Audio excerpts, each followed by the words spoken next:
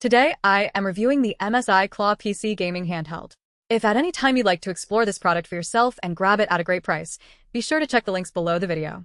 I spent the last 2 weeks putting the new MSI Claw 8AI Plus through its paces, and if you are looking for a definitive answer on whether this is the handheld to replace your desktop or your Steam Deck, I have some complicated news for you. When I first pulled this out of the box, the first thing that hit me was the form factor. MSI made a big deal about the anthropometric design, and honestly, they weren't just using marketing fluff here. The grip feels significantly better in my hands than the original model. It fits the palms naturally, and the trigger tension feels deliberate rather than mushy. If you have larger hands, you're going to appreciate the way this chassis fills your grip, though it does add a bit of bulk that might make it a tighter fit in smaller bags. The star of the show here is the Intel Core Ultra 7 258V processor. We are moving away from the struggles of the first-generation chip, and you can tell immediately in the frame times. I tested this with some heavier titles like Cyberpunk 2077 and a few competitive shooters, and the stability is a massive step up. It is not just about raw power, though. It is about how the system handles thermal throttling. During an hour-long session, I didn't experience the aggressive frame drops that plagued the earlier version of the Claw. If you want to check the current pricing or see if there are any bundles available, you can find the links below the video, but keep in mind that performance is only one piece of the puzzle.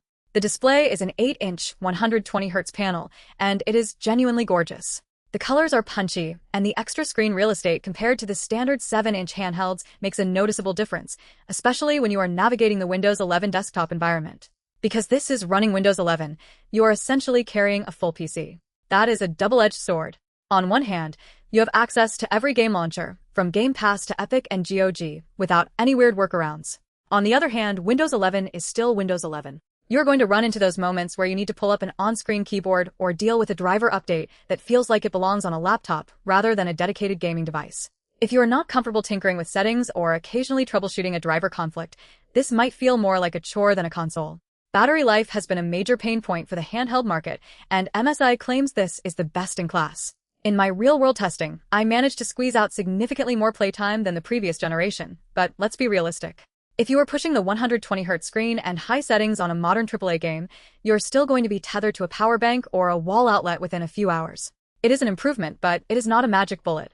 For lighter indie titles, you can definitely stretch it, but don't expect a full cross-country flight of high-intensity gaming without a charger. One of the standout features for me was the inclusion of 32GB of RAM. This is a massive quality-of-life upgrade. It allows for much smoother multitasking and ensures that the integrated graphics have plenty of headroom. You can have a browser open with a few tabs, Discord running in the background, and your game, and the system doesn't choke. It feels much more like a modern laptop in that regard. The 1TB SSD is also a welcome standard, as modern games are ballooning in size, and having that extra room out of the box saves you the headache of opening up the device to swap out drives on day one. Now, let's talk about the experience. The buttons have a nice tactile click, and the Hall effect joysticks feel precise. I did find the placement of some of the secondary buttons to be a bit awkward during intense gameplay, requiring a bit of a reach that takes some muscle memory to get used to. If you're someone who plays a lot of fast-paced platformers, you might find yourself accidentally hitting the macro buttons on the back if you have a tight grip. It is not a deal breaker, but it is something you will need to adjust to. Who is this actually for? If you are a power user who wants a Windows-based handheld that can double as a portable workstation when you plug it into a monitor via the Thunderbolt 4 port, this is a fantastic piece of hardware. It is powerful, the display is excellent, and the build quality feels premium. However, if you're looking for a pick-up-and-play console experience where everything is perfectly optimized and you never have to touch a settings menu, you might find the Windows overhead frustrating. There are definitely times where the software gets in the way of the gaming. I should also mention the microSD card reader. It is tucked away nicely, and it performs well for media and lighter games, though I wouldn't recommend running high-end, open-world games directly off a card if you want the best loading times. If you're on the fence, feel free to use the links below the video to look at the full specifications and see if this fits your specific use case.